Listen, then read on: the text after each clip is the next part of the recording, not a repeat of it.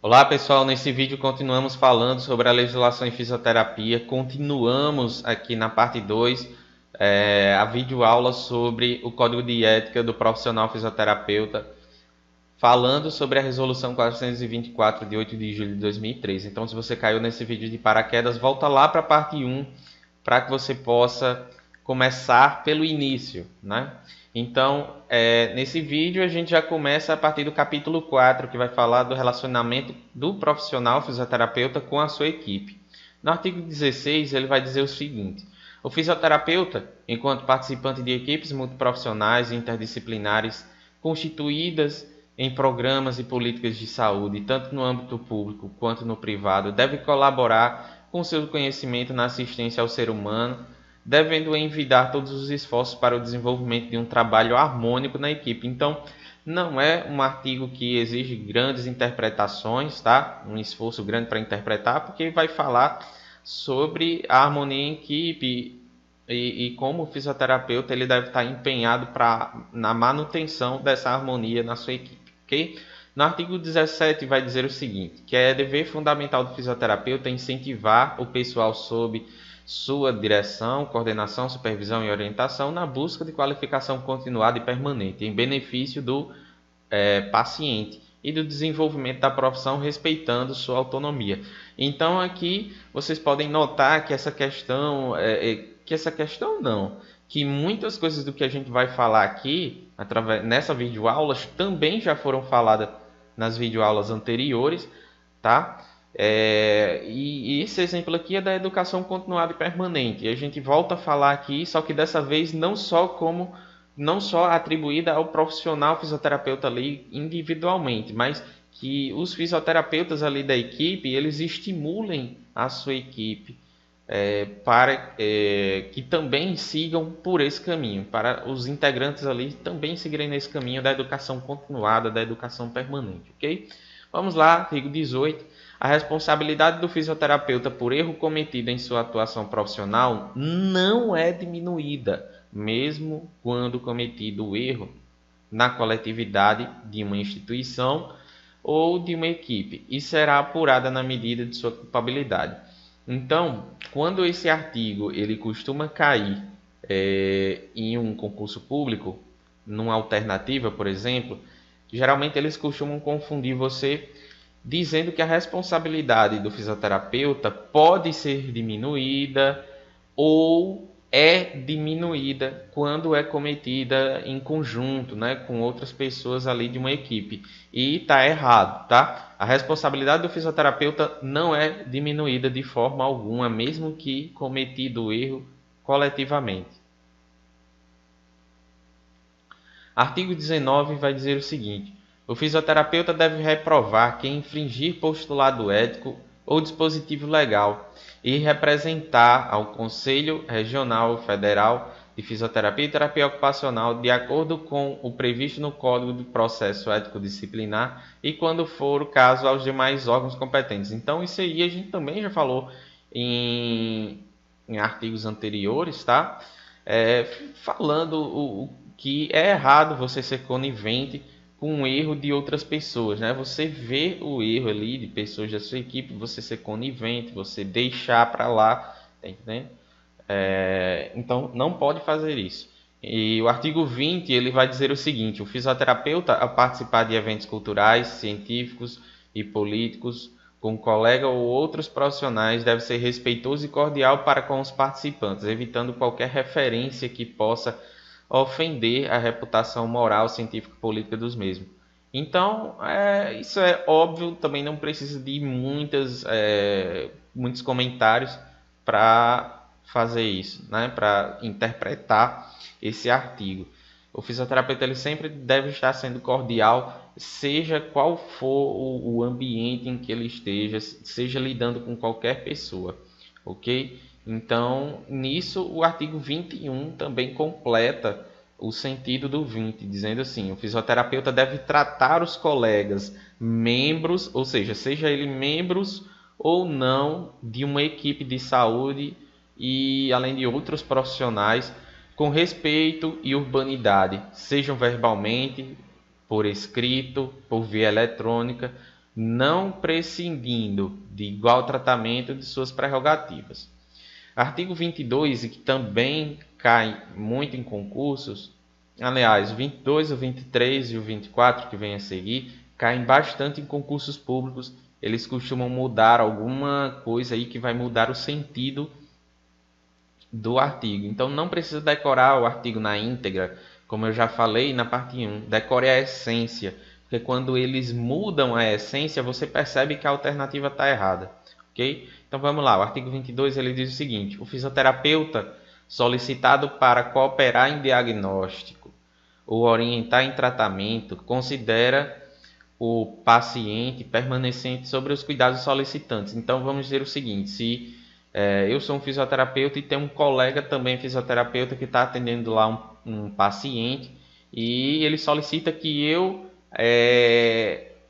eu atenda aquele paciente enquanto ele resolve um problema que teve que resolver aí e tal, ok? Então, eu recebo este paciente, mas eu devo considerar que esse paciente ainda pertence ao meu colega, ok? Então, tem que ter isso em mente. Eu não posso tomar de conta daquele paciente de uma vez por todas, a não ser que realmente o meu colega esteja me repassando aquele paciente até o final da terapia, ok?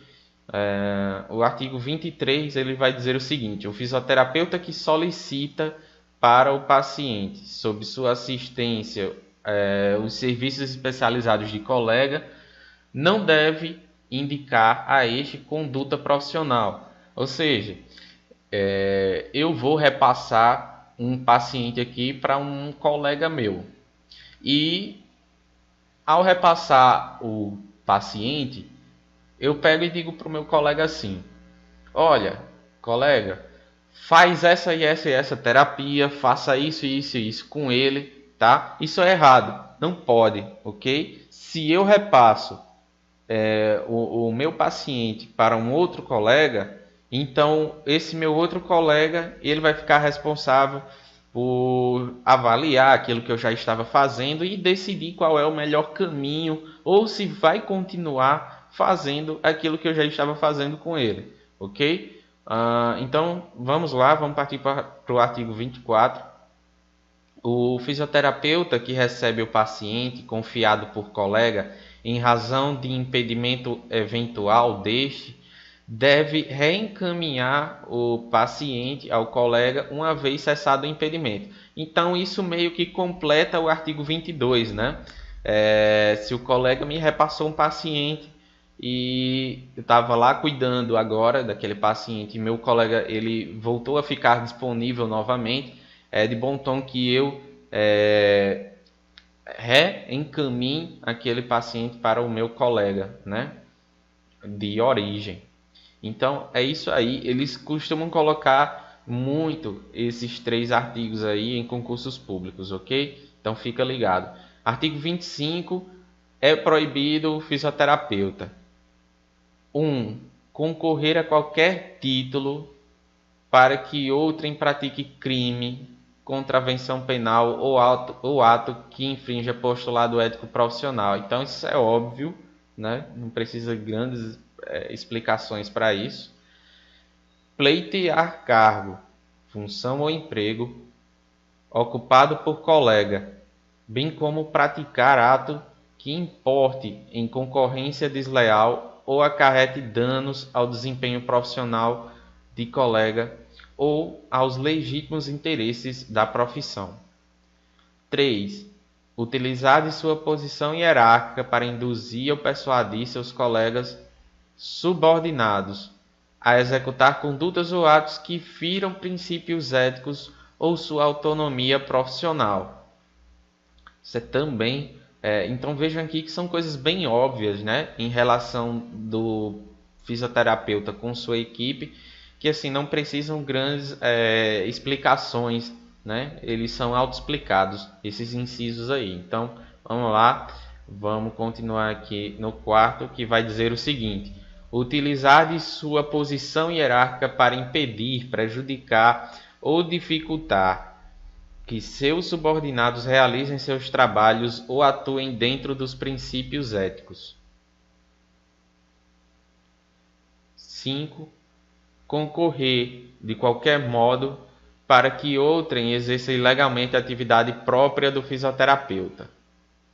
6. Permitir, mesmo a título gratuito, que seu nome conste do quadro de pessoal de hospital, de casa de saúde, ambulatório, consultório, clínica, policlínica, escola, curso, entidade desportiva ou qualquer outra instituição pública ou privada ou estabelecimento congênere, similar ou análogo, sem nele exercer as atividades de fisioterapeuta. Então isso é óbvio, né? Imagine que um colega tenha uma clínica e eu peço para que ele coloque meu nome no quadro de pessoal lá, tá? Mas eu não tenho nenhum vínculo com aquela instituição, com aquela empresa. Então isso não é permitido. 7. Permitir que trabalho que executou seja assinado por outro profissional, bem como assinar trabalho que não executou ou do qual não tenha participado. 8. Angariar ou captar serviço ou paciente com ou sem a intervenção de terceiro, utilizando recurso incompatível com a dignidade da profissão ou que implique em concorrência desleal. Então, vamos aqui para alguns que costumam cair muito em concurso, que são esses incisos aí. O 9, que vai dizer desviar de forma antiética para outro serviço paciente que seja em atendimento fisioterapêutico em instituição, que esteja em atendimento fisioterapêutico em instituição, né? Então, vamos lá, você é um fisioterapeuta, né? E tem um paciente lá que está sendo atendido por uma instituição e você, de má fé, pretende, por exemplo, desviar aquele paciente para um outro serviço. Isso não pode fazer, ok? Obviamente, né? Não pode fazer. O 10, desviar de forma antiética para si ou para outrem um paciente. Obviamente, né? Um paciente lá de um colega, né? Então, vamos aqui para o 11º, que vai dizer o seguinte: atender um paciente que saiba estar em tratamento com um colega, ressalvadas as seguintes hipóteses. Então, eu não vou poder atender um paciente que já está sendo atendido por um colega meu, a não ser que, ou seja, ressalvada a hipótese dessa condição ser a pedido do colega, né? Ou seja, o colega te pede para atender aquele paciente, como a gente já falou nos artigos 22 e 24. Em caso de indubitável urgência, por exemplo, aquele paciente do seu colega, você sabe que ele é atendido pelo teu colega lá, mas ele apareceu ali em uma urgência e que você realmente precisa atendê-lo, ok? Então, dessa forma é permitido, obviamente. E C, quando procurado espontaneamente pelo paciente, ou seja, o paciente ele desiste de ser atendido pelo seu colega por um motivo ou outro, né, que cabe ao próprio paciente saber por quê, e ele chega para você pedindo para que seja atendido. Enfim, vamos lá. Agora a gente parte para o capítulo 5º, né, que vai dizer o seguinte: das responsabilidades no exercício da fisioterapia. Então, são 4 capítulos rápidos que não precisam de explicações demasiadas, porque também eles são autoexplicados, né? Artigo 26, ele diz que o fisioterapeuta deve atuar em consonância à Política Nacional de Saúde, promovendo os preceitos da saúde coletiva no desempenho das suas funções, cargos e cidadania, independente de exercer a profissão no setor público ou privado. Enfim, se o fisioterapeuta, seja ele que atende no serviço público, se atende no serviço privado, ele deve atuar de acordo com os preceitos lá da Política Nacional de Saúde do SUS, não é? 27 ele vai dizer o seguinte: o fisioterapeuta deve empenhar-se na melhoria das condições da assistência fisioterapêutica e nos padrões de qualidade dos serviços de fisioterapia, no que concerne às políticas públicas, à educação sanitária e às respectivas legislações. 28. O fisioterapeuta deve ser solidário aos movimentos em defesa da dignidade profissional, seja por remuneração condigna, seja por condições de trabalho compatíveis com o exercício ético profissional e seu aprimoramento. 29. O fisioterapeuta deve ser pontual no cumprimento das obrigações pecuniárias inerentes ao exercício da fisioterapia. O artigo 30 ele vai dizer coisas que são proibidas, que o fisioterapeuta não pode fazer também no exercício da fisioterapia, né, de forma geral. Então ele vai dizer aqui, no inciso 1º, promover ou participar de atividade de ensino ou pesquisa que não esteja de acordo com as normas reguladoras da ética em pesquisa. 2. Divulgar e declarar possuir títulos acadêmicos que não possa comprovar, ou de especialista profissional que não atenda a regulamentações específicas editadas pelo Conselho Federal de Fisioterapia e de Terapia Ocupacional. 3. Para fins de identificação profissional, titulações outras que não sejam aquelas reconhecidas pelo Conselho Federal de Fisioterapia e Terapia Ocupacional, salvo titulação acadêmica estrito sensu, ou emitir titulação profissional sempre que se anunciar em eventos científicos, anúncio profissional e outros. 4. Substituir a titulação de fisioterapeuta por expressões genéricas como terapeuta corporal, terapeuta de mão, terapeuta funcional, terapeuta morfoanalista e essas outras demais que tem aí no inciso número 4, ok? Então vamos lá, vamos passando.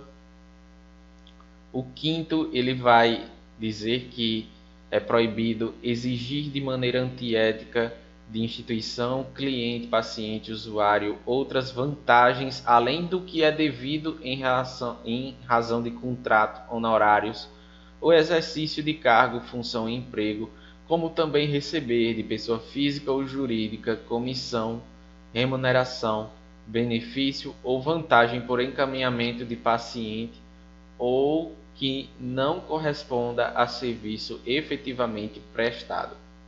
Isso é óbvio, né?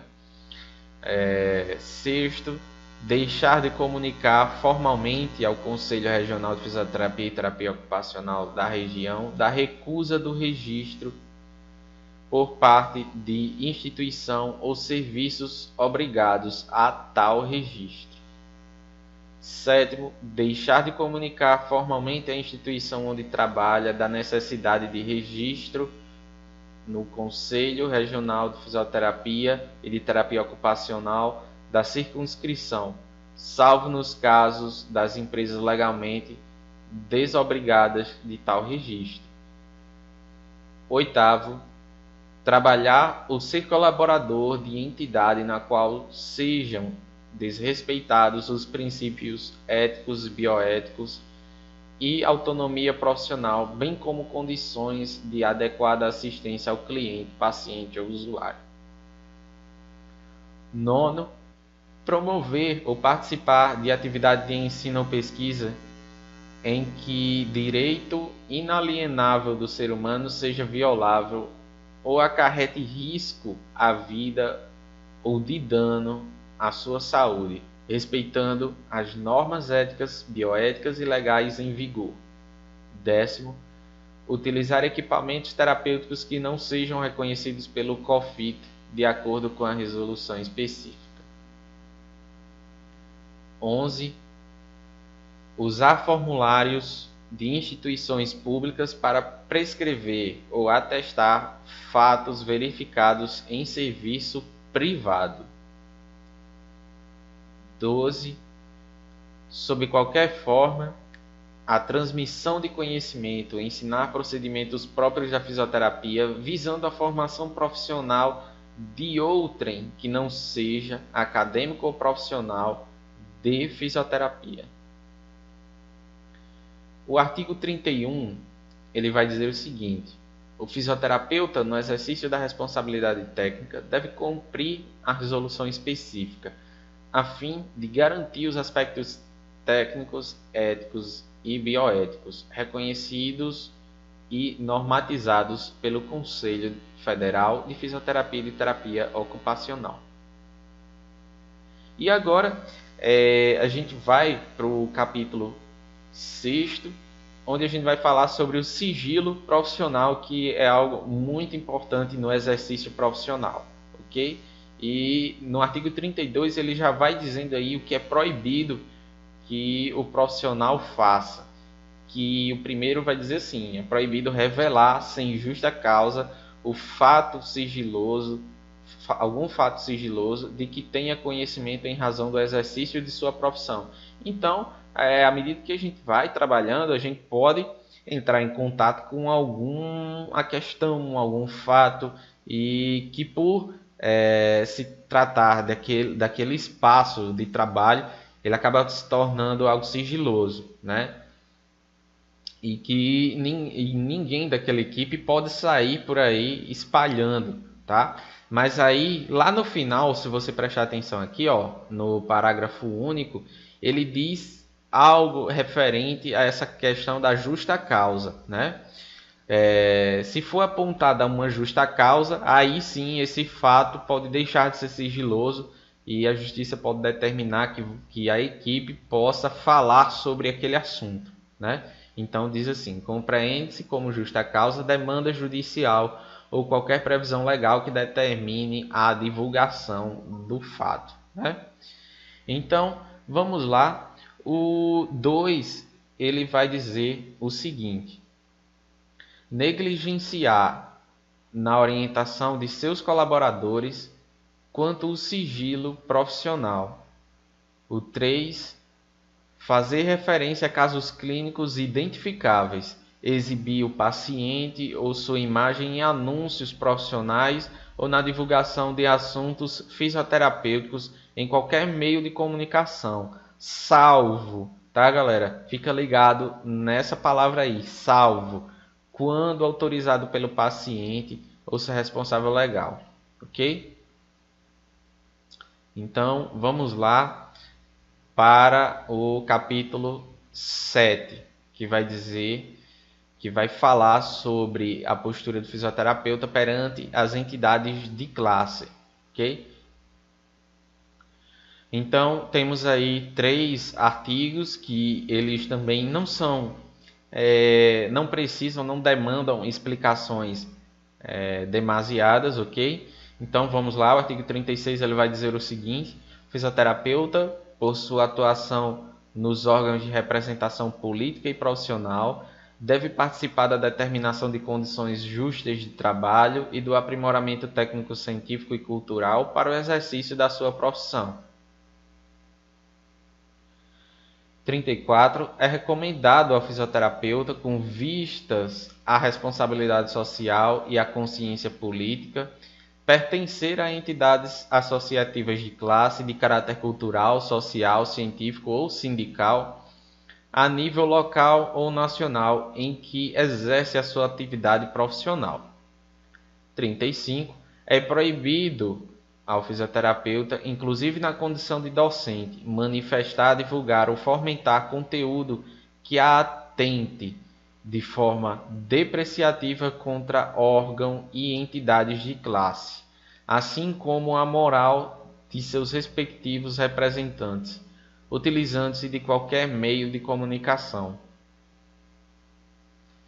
Então, o capítulo 7 ele é bem curto, né?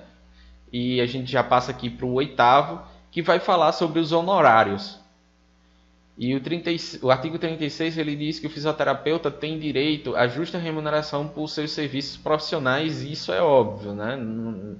Não precisa nem comentar sobre isso. O 37 ele diz que o fisioterapeuta, na fixação de seus honorários, deve considerar como parâmetro básico o referencial nacional de procedimentos fisioterapêuticos. Então, os conselhos eles divulgam a tabela, né, o referencial, para que você possa ter uma noção de cobrança por seus honorários, e você não vai poder cobrar o que você a quantia que você desejar, né? Você tem que seguir aquilo ali, havendo com certeza, né, uma margem, uma porcentagem que você pode abater daquele valor que ele vai dar em relação, por exemplo, a regiões, né, de custos, diferença de custos, enfim.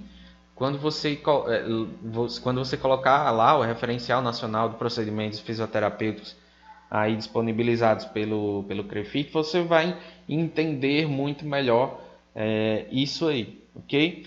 O artigo 38 ele vai dizer assim: o fisioterapeuta pode deixar de cobrar honorários, o fisioterapeuta pode deixar de cobrar honorários por assistência prestada a ascendente, descendente, colateral, afim ou pessoa que viva sob sua dependência econômica, colega ou pessoa que viva sob a dependência econômica deste, ressalvado o recebimento do valor do material porventura despendido na prestação de assistência. Ou seja, eu posso até deixar de cobrar o honorário, né?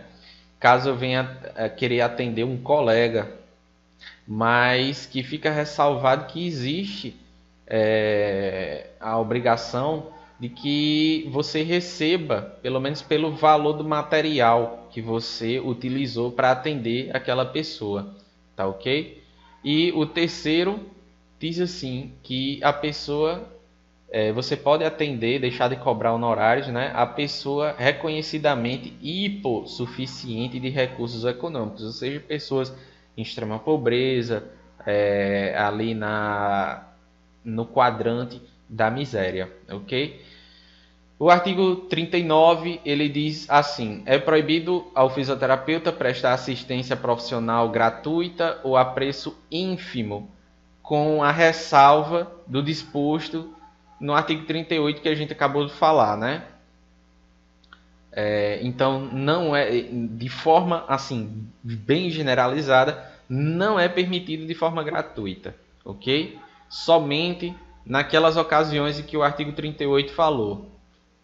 Entendendo por preço ínfimo, valor inferior àqueles valores que estão na tabela que eu sugeri que você baixasse, tá?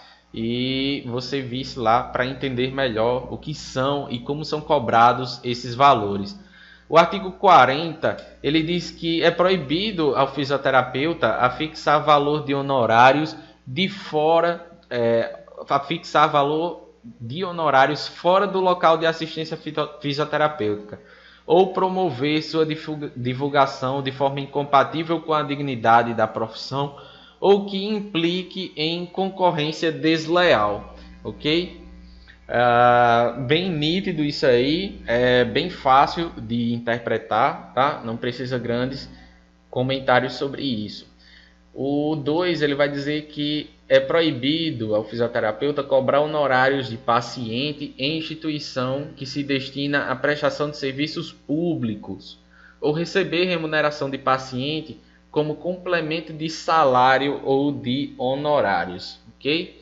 Vamos lá. O terceiro diz o seguinte: é proibido obter vantagem pelo encaminhamento de procedimentos, pela comercialização de órteses ou produtos de qualquer natureza, cuja compra decorra da influência direta em virtude de sua atividade profissional. Então, às vezes, pode haver aí, né, algum profissional que, porventura, queira queira levar vantagem da sua posição de fisioterapeuta, né? E ele conhece, por exemplo, uma pessoa que trabalha com órteses e encaminha um tal paciente e ele recebe por esse encaminhamento, né? Recebe aí uma gratificação e tal. Isso não pode fazer.